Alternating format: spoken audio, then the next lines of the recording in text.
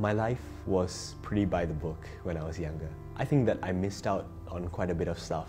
The rest of my friends, they would attend camps while I was away representing my school, or I was away studying or going for some tuition classes. They'd be meeting up for movies, going out, hanging out. I was diagnosed with nasopharyngeal cancer in its third stage when I was turning 20. The cancer was located at my neck. So what happened was, because I was studying medicine before this, normally final year students, their exams are more practical based, in which they would have to diagnose a patient. One of my seniors actually approached me, and that was the only reason I found it was because someone was examining me.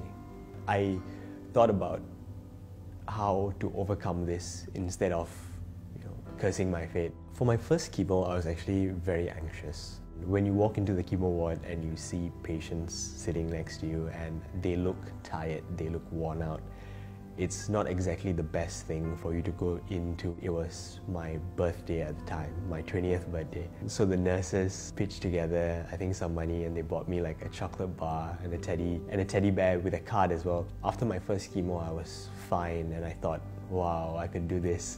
7 weeks of this should be fine. But then in my third and fourth week, it started getting really hard.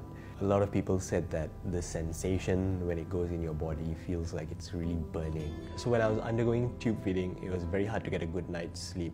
When you move around a little bit, the tube gets snagged, so you automatically wake up from the pain.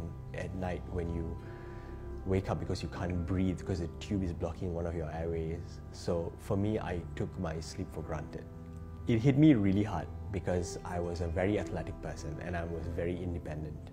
And yet, when I was going through chemo, I couldn't even walk properly without needing the support. The funny thing is that I never thought I was never going to make it, but there were times where I wish I wouldn't make it because it was just very painful. It was just very tiring as well.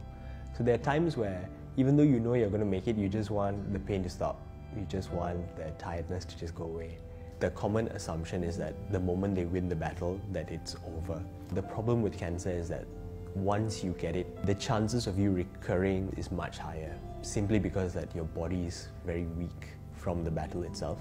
So I go for a checkup every 3 months to make sure that there's no recurrence. My parents were with me throughout.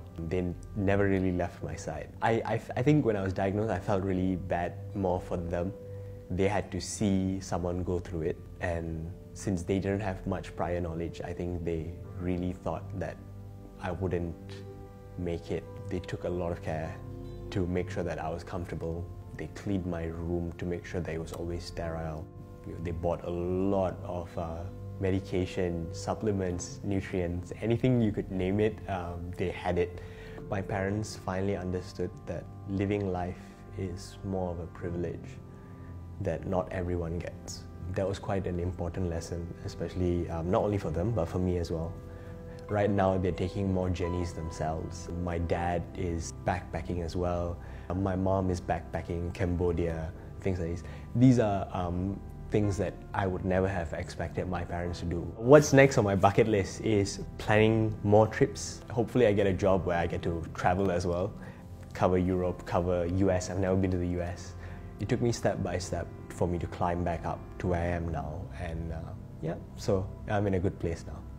I'm looking forward to enjoying life. Work is currently second to me. My life first, and then comes work. It has to always be that way for me. And I think that that's the best way for anyone to live their life.